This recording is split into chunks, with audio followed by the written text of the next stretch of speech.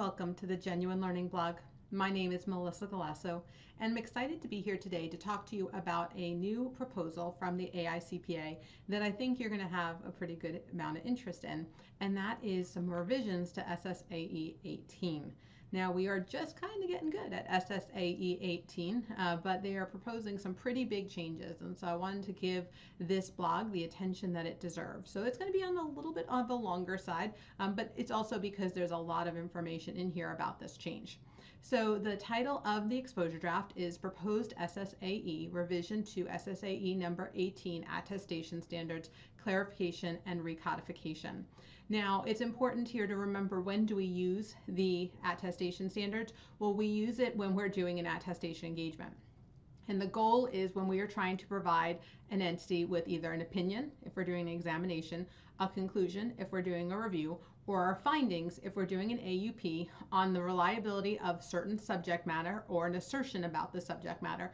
And that's a pretty infinite list of what the subject matter could be, as measured against suitable and available criteria. And so this is the wide open space that we tend to work in when a client says, I want you to audit X, and X is not a historical financial statement. The only thing that we can audit is a historical financial statement. So this comes in handy as an alternative to the use of the word audit, and we can pretty much look at anything and give either an opinion, we can give a conclusion, or a list of findings to the user. And so it comes in handy pretty frequently. And so let's take a look at some of the proposal here. So the first thing that we have to look at is that it was just issued. It was issued on July 11th, and they gave a pretty lengthy comment period. So comments are due back on October 11th. Now remember, this is going to be updating what was just issued in April 2016, which was SSAE 18, which was the clarification and recodification. And so that's when we actually clarified the attestation standards. So we had already clarified the audit standards, we had clarified the SARs, and so it was up to us now to do the attestation standards. And so we did that with SSAE 18. So it's only been really 2 years since we issued that, and only 1 year since it's really been effective. And so there's a lot of in this proposal that you'd be surprised by. So when we are looking at this, the revisions are going to be to 105, which is the concepts common to all attestation engagements, and then to 205, 210, and 215. They're going to have some changes that are going to be made as a result of this. So the 105, 210, and 215 were actually with consultation with ARSC, or the Accounting and Review Services Committee. They're responsible for writing SARs, so that was a joint project with them. And then 215 also was a joint project that came out of this. So there was input from ARSC on 105, 210, and 215, but 215 was really updated through a joint project, and we'll talk a little bit about this in the background here. So back in 2017, in September, ARSC actually put out a proposal. And now remember, ARSC usually issues SARs, so they actually issued a proposed SSAE, so it's kind of an interesting. But that was because it was done between the ASB and ARSC. Now the ASB writes the attestation standards, but also the auditing standards, right? Because it's the Auditing Standards Board. And they did this in late 17, and comments were due December 1st of 17, and they only received 28 comments. But basically, some of the things that they would have done was create a new type of procedure, a new type of engagement called a selected procedure.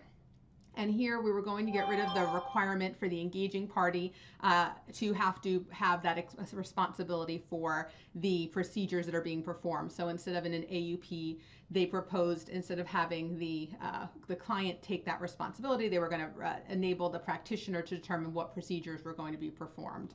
They also took out some areas regarding the sufficiency of the requirements, also, and they addressed some the written assertions, and also restriction of the agreed upon procedure report. So this was already proposed back in 2017. We did get back some feedback, as I said, 28 comment letters, and basically it went back to the ASB and ARSC, and ultimately they decided to re-propose, and instead of creating selected procedures, they decided to re-update the attestation standards as they exist today. So let's talk a little bit about some of the changes that are in this proposal. So the first group is going to be things that impact all engagements. So in this scenario, they would no longer require the practitioner to get a written assertion from the responsible party when the practitioner is reporting directly on the subject matter.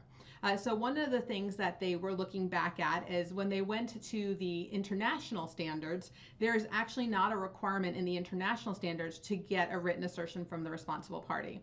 And so as part of the concept of convergence, this was an area that they decided they wanted to converge on. Now you would still need a written assertion if we were going to be reporting on the assertion, because obviously if you're reporting on assertion, you need it. But if you're reporting directly on the subject matter, which is an option under the attestation standards, you would then no longer need a written assertion. In addition, very similar to what I started the year out really with in our blog was one of the big changes in the proposed audit report, right? So in the audit report, they made some very significant proposals in that area. Well, one of those proposals actually came down into this standard. It would require that in our report, you would actually indicate that you are independent and you fulfilled your ethical responsibilities. And so very similar to what was in the forming an opinion and reporting on financial statements, which was the proposed SAS that came out in 2017 that we did earlier on the blog. But also it's in line with the international standards with the ISAE 3000.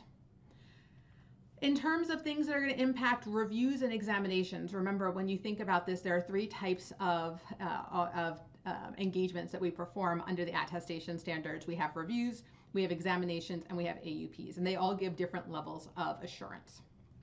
So the first thing here, again, only for reviews and examinations, is that you would be required to, the CPA would be required to request a rep from the appropriate party about whether the subject matter has been measured or evaluated against the criteria, and if so, the results. So it's just asking whether they had been measured. And so there are sometimes, depends on the circumstances and what the assertion was and what the subject matter is as to whether or not that would be relevant.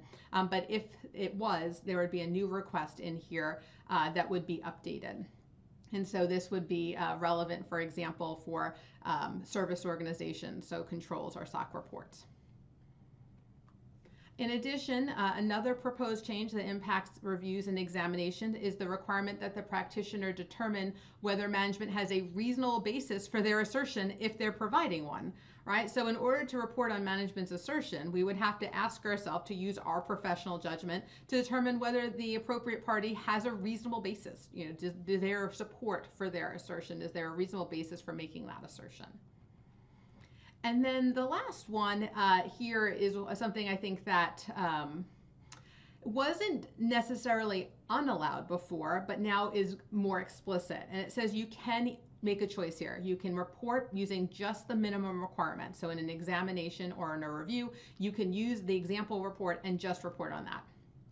Or you can choose to issue a report that expands on any of them. So more details about the terms of the engagement, the criteria, the findings, the details of the qualifications, right? So it's not explicitly permitted or not permitted today, right? So there's nothing that really precludes us from doing that. However, there's no guidance in the existing standards. And so basically here they're providing us with some guidance that if we choose to, what would be appropriate. And so kind of giving us some guidance in this area, should we choose to do this, an option. You can just use your basic report, but you could choose to have an expanded report.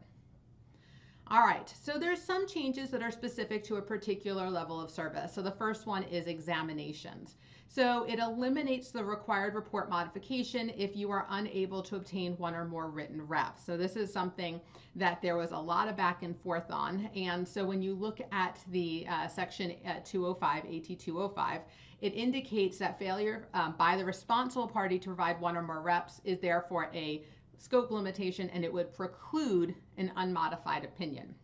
Remember, in an examination, just like an audit, we are going to give an opinion, so it's a reasonable assurance.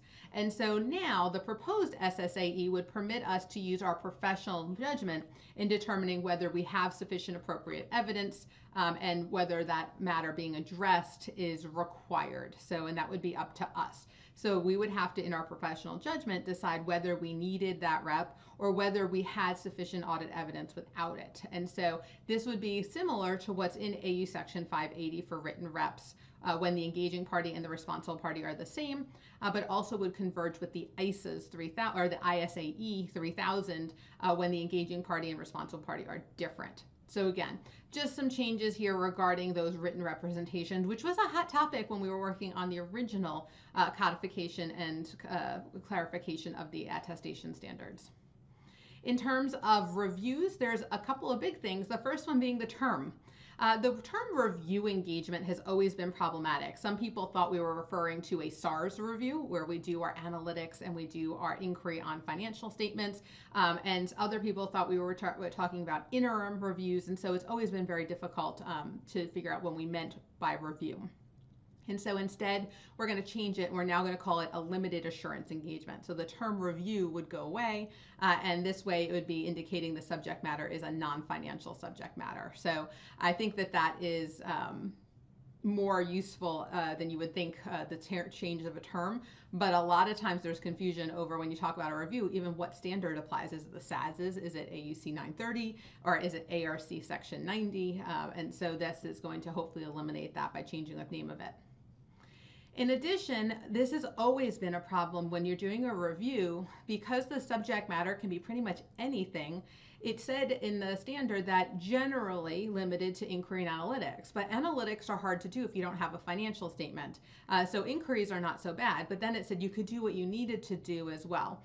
And so that has been a problem for people who are like, well, I don't know what to do now. I'm trying to do this review, which would now be a limited assurance engagement, but I don't know what procedures are in there. So now they're going to give us some more information about what procedures we would want to do, and it was going to more closely harmonize as we go through as well. So they're going to help us understand what procedures are sufficient, what would be practical given the source of the subject matter. So I think that would be a nice little win, because that has been confusing, because analytics sometimes just don't work with the subject matter we're given.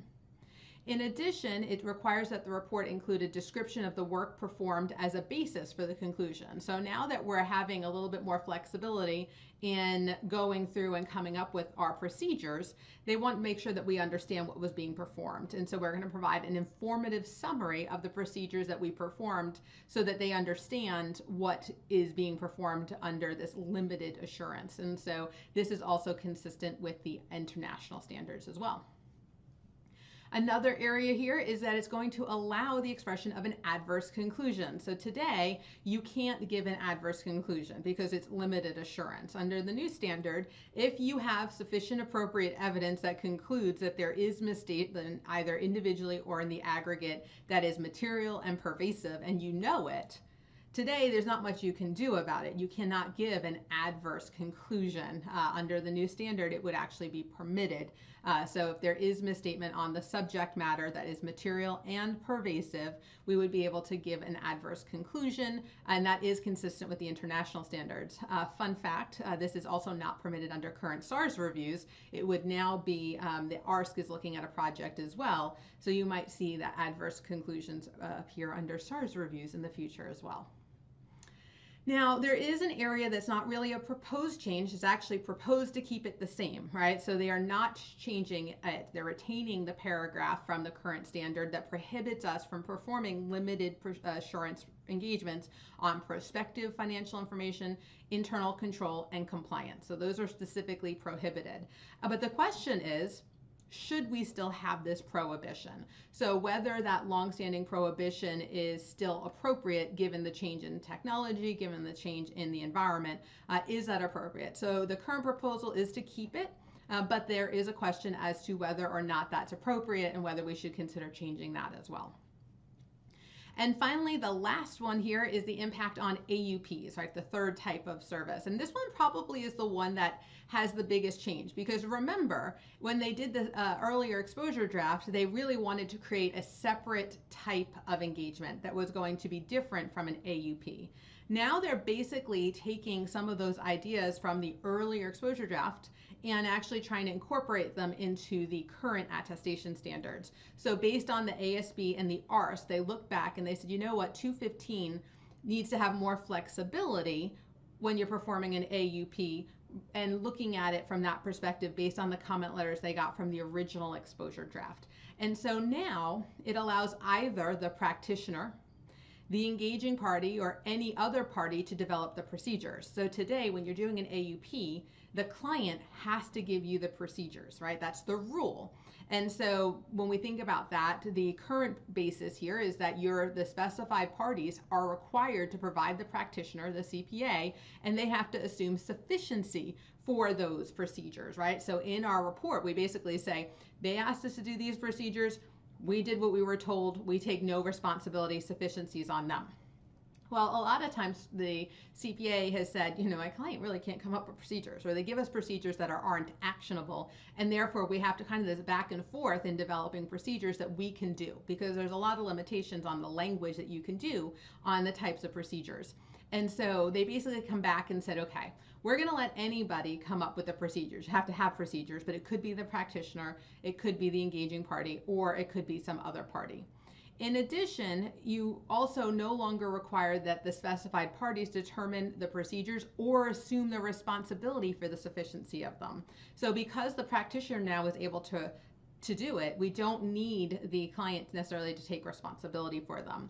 So when we look at this, we would have to go through and get some type of written acknowledgement that the procedures performed are what they call appropriate for the intended purpose of the engagement. So we're not talking about sufficiency here. We're only talking about that they're appropriate. At some point, they have to have a written acknowledgement that they're appropriate for the intended purpose. So what we're basically saying is, we did these procedures are sufficient for what you plan to use them for. And the client can decide what is sufficient at that point. Now, there's no requirement in the standard to get it from parties other than the engaging party, but that's at the discretion of the CPA. So if they want to, they could ask it from other entities, but it's not required anymore.